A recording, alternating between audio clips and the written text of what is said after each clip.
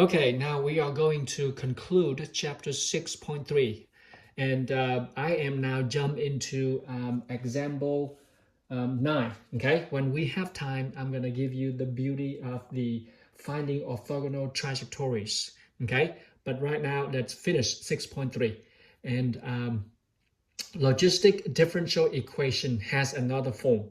Noticing that, guys, when you deal with differential equations, you now have many forms, if not infinite forms, okay?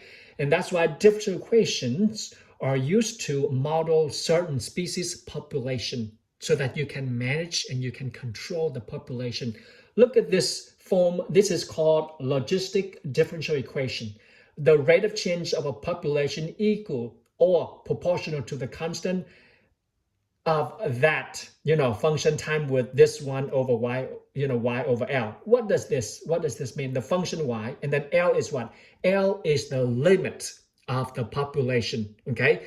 If you determine a population of a species, and then if you don't set the limit over the time, if time goes by, the population keeps going and growing and increasing. No, you set a limit so that you see in this graph right here, when you graph that guy, the function will look like this. It will approaching that limit at some point. It cannot, go past that. But if above here, the function will have a tendency to go down, approaching that limit right there. So you see the use of logistic differential equation helping you to determine and to manage and to control a population of a certain species of, certain animals population, even the world's population too. So you to predict the world population too. Now, let's go into our application, shall we? I will do one example and then you will see. Did I miss anything? No, we just did the coyote. And now we do with another example. And if this is a logistic differential equation, then what is the solution? What is the general solution? Okay, so here we go.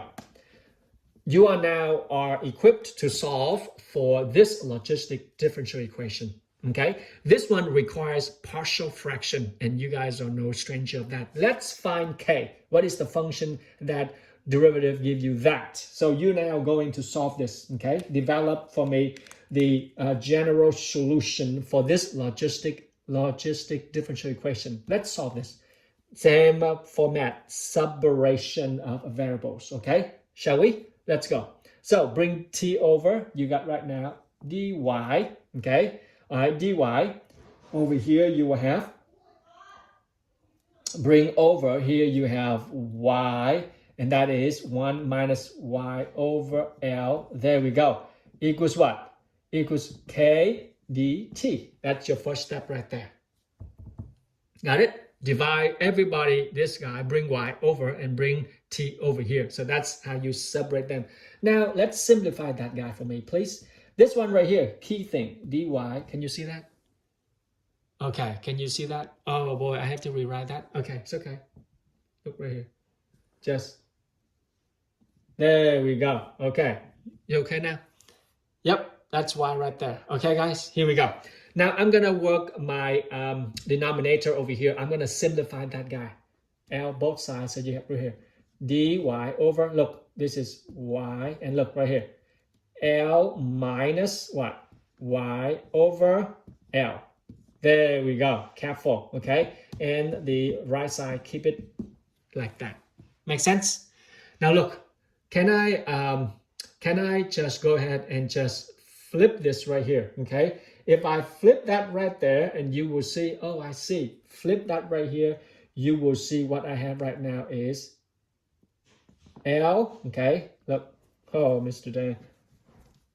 L dy over what? Y time with L minus y. Okay, now stay there with me. In a moment, I'm gonna work the magic for you. L, okay, look, flip it over.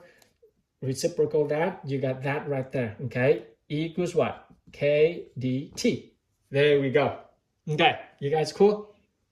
Now, let's apply what is called partial fraction. Partial fraction. What is that? What is partial fraction? Look, If you have right here is 1 over, let's say 1 over x times y. Suppose you have 1 over x times y.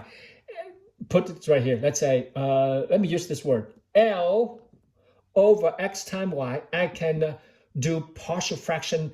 Imagine, how about I'm looking for two mysterious number, a over x plus b over x.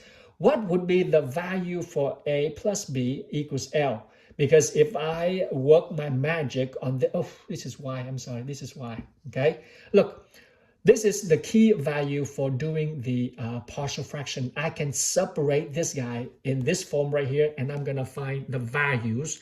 I'm gonna find the values for a and b, that a and b add together give me, you know, look at this right here. Look at this right here. I am just call it the